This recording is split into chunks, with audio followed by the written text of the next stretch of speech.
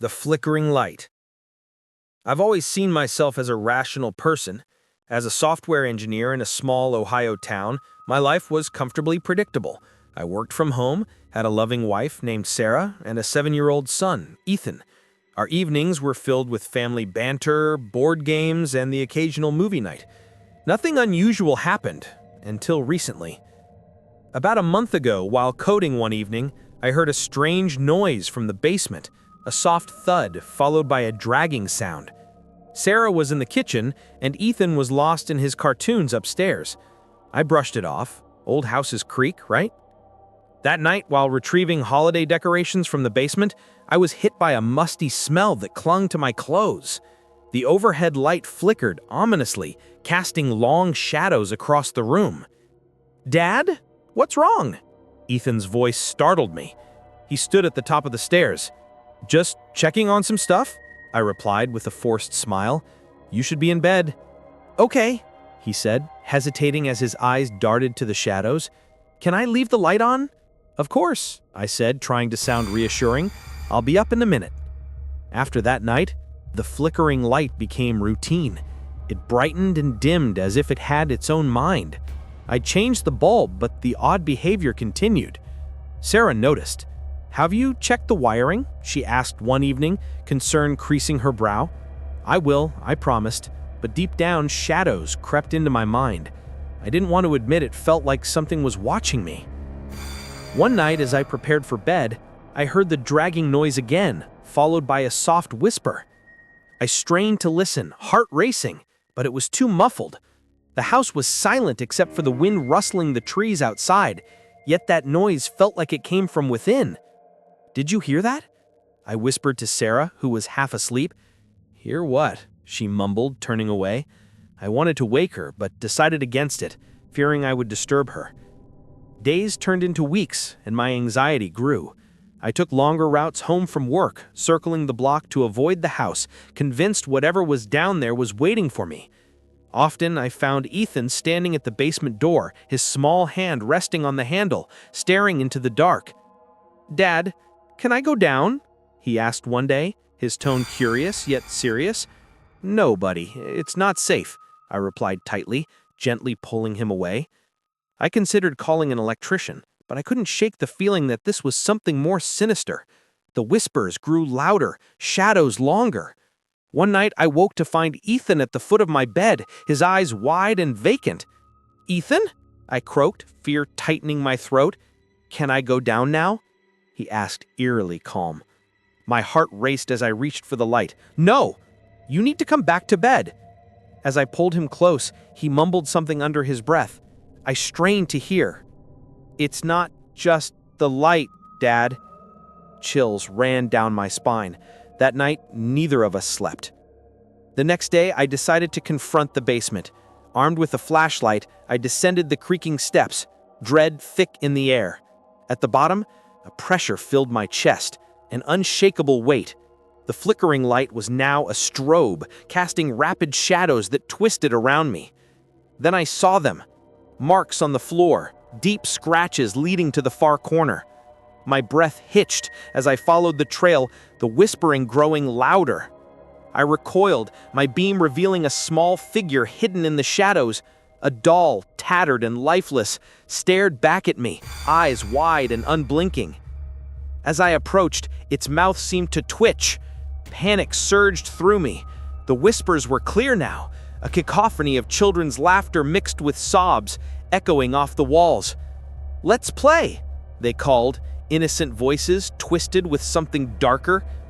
I turned to run, but the shadows reached for me. I fumbled up the stairs, slamming the door shut behind me, heart racing. I couldn't tell Sarah. She'd think I was losing it. I needed to protect Ethan.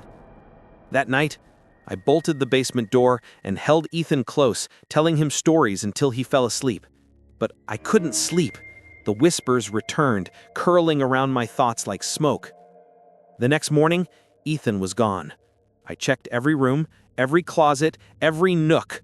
I yelled for him, panic clawing at my throat, but only silence answered. Then from the basement, I heard the whispers again. "Let's play." I stood frozen, dread pressing down on me. I was a prisoner in my own home, and whatever was down there had taken my son. Staring at the basement door, the flickering light beckoned like a siren in the dark. I knew I had to go down there, but deep down, I feared I might never come back. And so I stood there, caught between shadows and whispers, paralyzed by fear and uncertainty, wondering just how deep the darkness ran. The shadows next door. I've never believed in the supernatural. I'm a 34-year-old accountant in a quiet Ohio suburb where excitement means block parties or dog barking scandals. My life is predictable, filled with deadlines and the comforting scent of coffee. About a month ago, the house next door went up for sale. It was a charming yellow place with white trim, the kind of house families dream of. I watched the new owners move in, a couple in their late 30s with 2 kids. They seemed friendly, waving as they unloaded boxes, but soon I noticed odd behaviors. One evening, while cooking dinner, I heard rhythmic thumping next door. It was a warm Thursday. The air smelled of roses and fresh grass. I glanced out the window, but their curtains were drawn. Just as I turned back, I saw shadows flitting behind them. I shrugged it off. Maybe they were assembling furniture. Days later, my wife, Sarah, mentioned seeing their kids playing outside. "They seem nice," she said. "We should invite them for dinner." I nodded, sensing something off. "Sure, but let's keep it casual," I replied. Dinner day arrived. Sarah prepared a roast chicken, salad, and chocolate cake. As I set the table, I heard laughter from next door, followed by muffled arguing. I glanced over and saw the parents outside, arms crossed, faces tense. The atmosphere felt thick. When they finally arrived, I noticed their eyes darting around, as if expecting something to leap out. Their names were Mark and Jenna, with kids Lily and Sam. They sat stiffly, picking at their food. "Everything is delicious," Jenna said, her voice quivering. I forced a smile, but the conversation quickly faded into awkward silence. After dinner, the kids wandered into the living room, while Jenna excused herself to the restroom, her voice barely a whisper. Mark stayed behind, eyes shifting toward the window. "Have you ever noticed odd sounds at night?" he asked, suddenly, serious. I hesitated. "Just the usual creaks. Why?" He leaned closer. "Sometimes it sounds like whispers, like someone's talking, but I can't make out the words." Just then I heard it, a faint murmur seeping through the walls, wrapping around me like a cold embrace. It vanished quickly, leaving an unsettling silence. The next days passed uneventfully, but paranoia crept in. I caught myself glancing at their house, curtains always drawn, shadows flickering. I began to hear whispers at night, soft, indistinct, weaving into my dreams. It felt like they were calling to me. One night, unable to sleep, I stood by the window, peering into darkness. The moon hung low, casting eerie shadows. I noticed a flickering light in their basement window, a warm glow pulsing like a heartbeat. Curiosity gnawed at me. I stepped toward the door, heart racing. As I neared their yard, the whispers grew louder, merging into a chilling chant. I froze, hairs on my neck standing up. I caught a glimpse of movement. Mark at the edge of the yard, staring with hollow eyes, a faint smile on his face. "Can I help you?" he called, cheerfulness betraying darkness. I stumbled back, muttering excuses, fear wrapping around me. I hurried inside, heart pounding. I told Sarah the next morning, but she rolled her eyes. "You're imagining things, Jack. It's just new neighbors." A week later, I decided to confront them. I knocked, but no one answered. As I turned to leave, I heard the whispers again, clearer now, unsettling echoes in my mind. I returned home, stomach in knots, but that night the whispers grew louder, weaving through the walls and creeping into my dreams. I woke in a cold sweat, shadows feeling more alive, more aware. Last night I knocked on their door again.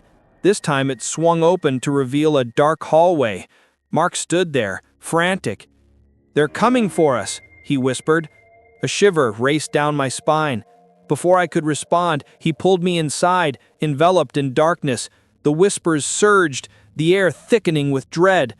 Suddenly I heard Jenna's voice, frantically repeating, "You shouldn't have come here." I stumbled backward, but the door slammed shut, trapping me inside. Shadows danced around me, whispering promises of despair. I screamed, but the sound was swallowed by darkness. In that suffocating silence, I realized the whispers weren't just in my mind. They were alive, breathing, waiting. I don't know how I got out. I remember pushing, feeling the cold wooden door finally give way. I burst into my home, gasping. But when I looked back, their house was dark, windows vacant. I haven't ventured outside since. Every creak sends chills down my spine. Every whisper makes my stomach churn. I can still hear them at night, voices growing clearer through the walls. And I know they're still out there, waiting for me to step into the shadows again. The ticking in the walls. I moved into my new apartment in a quaint old building in a sleepy Pennsylvania neighborhood last summer. It was my first place away from my parents, and I felt a rush of independence that I had longed for during college. The walls were a faded cream, the floorboards creaked underfoot, and the faint smell of aged wood filled the air. I adored it. As a graphic designer, I spent my days in a small, sunlit office creating marketing materials for local businesses. My friendly colleagues and I often gathered for lunch at the cafe down the street, sharing stories and laughter. My evenings were usually quiet, filled with sketching ideas for freelance projects or watching old movies on my couch, all with the comforting hum of the city outside my window. But then, one night, something changed. I was at my desk, the soft glow of my laptop illuminating the room as I worked on a logo design. The distant sounds of traffic and the occasional bark of a dog wrapped me in a cocoon of normalcy. That's when I first heard it, a faint ticking sound, like a clock, echoing from the walls. I paused, straining to pinpoint its source. It was rhythmic, almost hypnotic, pulsing in time with my heartbeat. I shrugged it off, assuming it was just the old pipes or the heating system settling. But as days turned into weeks, the ticking grew louder and more insistent. It became a constant presence, gnawing at the edges of my sanity. I found myself listening for it, even during the day. "Hey, have you guys ever heard weird noises in your apartments?" I asked my colleagues during lunch one day, hoping for reassurance.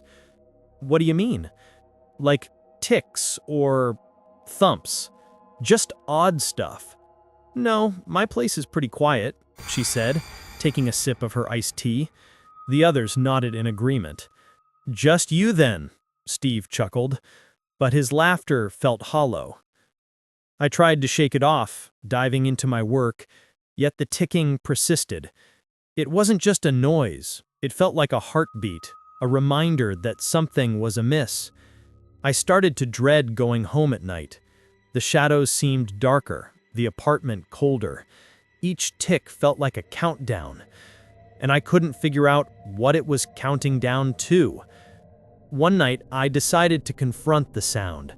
Armed with a flashlight, I scoured my apartment, peering behind furniture, checking the heating unit, and even tapping on the walls. Nothing, just the hollow echo of my own movements. The ticking grew louder, mocking me. I felt dizzy, as if the walls were closing in. "Maybe you need to do something about your plumbing," I joked to myself, trying to ease the tension gripping my chest. But deep down, I knew it wasn't that simple. Then came the night when the ticking took on a new quality. It became erratic, speeding up and slowing down, like a heart racing in fear. I lay in bed, staring at the ceiling, shivering under the covers. Was it just a trick of my mind? And then I heard it, a soft, almost whispering voice accompanying the ticking. I bolted upright, straining to hear. Help! Help! The voice was faint, barely above a whisper, yet it seemed to emanate from the walls themselves. Hello? I called out, my voice trembling. No response, just the incessant ticking, now more chaotic.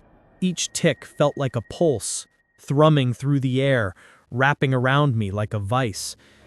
In the days that followed, I couldn't shake the feeling that I wasn't alone. I began to see shadows flitting in the corner of my eye, fleeting and elusive. The whispers grew more urgent, sounding like a desperate plea.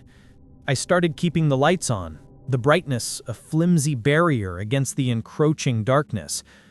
I confided in my neighbor, an older woman named Mrs. Henderson, who lived one floor above me. "Have you ever heard anything strange in the building?" I asked her one evening in the hallway. "Strange? Oh dear, this building has its quirks. But you know how old places can be. Just the ghosts of the past, dear. Don't let them get to you." Her words sent a chill down my spine. Ghosts? Was that what I was dealing with? That night, the ticking crescendoed into a frantic rhythm. I could hardly breathe. I pressed my hands to my ears, but it only amplified the sound. "Stop, please!" I screamed into the silence, my voice breaking. And then it stopped. An eerie silence enveloped the room, as if the world held its breath. I dared to hope it was over, but a low moan echoed through the walls, chilling me to the bone. Help! Help! I bolted from my bed, grabbing my phone to call someone, anyone. But as I dialed, the lights flickered and the room seemed to constrict. The whispers transformed into a cacophony, 1,000 voices crying out in agony, drowning me in despair. Just as I was about to bolt for the door, the ticking returned, now a relentless hammering, pounding against my skull. A shadow loomed in the corner of my eye, forming into a figure that twisted and writhed. I could barely breathe, my heart racing as I backed away. And then it stopped. The silence was suffocating. I stood frozen, sweat trickling down my back, staring at the darkness. It felt like something was waiting, watching. I finally fled the apartment, rushing down the stairs into the cool night air, gasping for breath. I didn't look back, but even as I stood outside, the ticking seemed to follow me, echoing through the halls of my mind. It's been months, and I still haven't gone back. The whispers find me, and each tick feels closer, like a countdown to something I dread. I fear that one day I'll have no choice but to confront whatever is waiting for me in that apartment.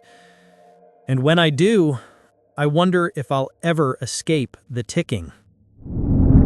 The Whispers of Maple Street. I live on Maple Street, in a small town in Ohio, where autumn leaves dance like memories in the crisp air. It's a place where everyone knows everyone, a community thriving on familiarity and tradition. My mornings begin with the familiar sound of coffee brewing, the rich aroma filling the air. I work as a librarian at the local library, a job I adore for its quietude and the weight of stories waiting to be explored. One evening, while cataloging a new shipment of books, I noticed a weathered, leather-bound tome with no title. Curious, I opened it and found pages filled with handwritten notes, unsettling sketches, and strange symbols. The ink was smudged, and the words felt heavy, almost oppressive.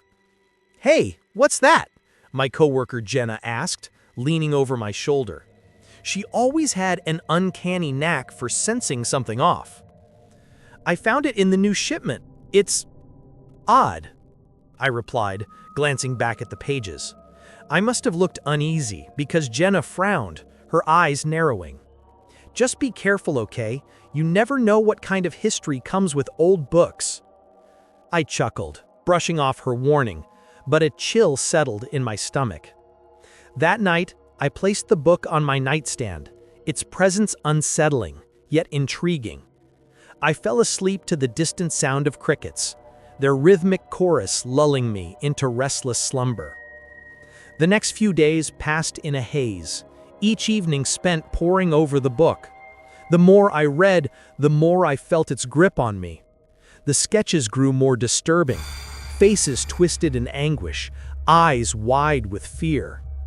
I started hearing whispers, barely audible, like hushed conversations floating through my mind, just out of reach. "Can you hear that, Tom?" I asked one evening. We were sitting on the couch, the soft glow of the lamp casting shadows across the room. "Hear what?" he replied, glancing up from his phone, confusion on his face.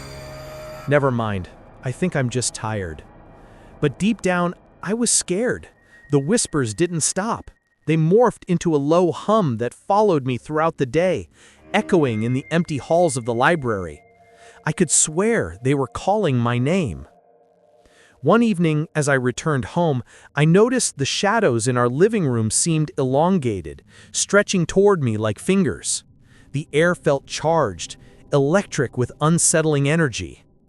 "Tom?" I called, but the house was silent. The stillness wrapped around me, heavy and suffocating. I stepped into the living room, my heartbeat echoing in my ears, and found the book open on the coffee table, pages flipping wildly, as if caught in an invisible wind. I rushed forward, slamming it shut, and the whispers crescendoed into a cacophony of muffled cries. My breath hitched. They sounded desperate, pleading. I felt dizzy, like I was teetering on the edge of something terrifying. "Tom!" I shouted, my voice trembling. I bolted to our bedroom and found him sitting on the bed, staring blankly at the wall. He didn't flinch when I entered. "Tom, what's wrong?" He turned slowly, his eyes devoid of recognition. "They're calling for you," he murmured flatly, as if he had lost all emotion. "Who?" I pressed, panic tightening in my chest. "I don't know. They're just waiting." I backed away, stumbling over my own feet. "Stop it! This isn't funny!" But deep down, I knew it wasn't a joke. The whispers and shadows were seeping into my reality. Desperate to rid myself of its influence, I decided to return the book to the library. The next morning, I grabbed it and headed out. But as I reached the library, the front doors swung open with a creak. The lights flickered above me, casting long shadows that seemed to dance. The air grew thick, and the whispers returned, swirling around my head like a storm. "Welcome back," Jenna said, her voice oddly cheerful, but her eyes glimmered with something unsettling. "You brought it back, I see." "Yeah, I think I need to—" "You can't leave it," she interrupted, her tone shifting. "It's part of you now." "Part of me?" I echoed, bewildered. "It's been waiting," she said softly, her voice almost a whisper. The weight of her words pressed against my chest, suffocating. I turned to run, but the doorway was blocked by darkness, an abyss pulsing with life. The whispers grew deafening, spiraling into a crescendo of despair. I felt the weight of unseen eyes urging me forward, deeper into the library's maw. "Please!" I screamed, but my pleas were swallowed by shadows. As I stumbled backwards, I glanced at Jenna, only to find her face twisted in a grotesque grin, a mocking reflection of the figures in the book. I turned to escape, knowing I had to get out, but the very walls of the library closed in around me, suffocating me in an embrace of despair. Now I sit in my darkened living room, the echoing whispers mingling with the sounds of the night. I can't tell where they end and I begin. I can't sleep. I fear that whatever is waiting is closer than ever. I can still hear them, whispering my name. They're not finished with me yet.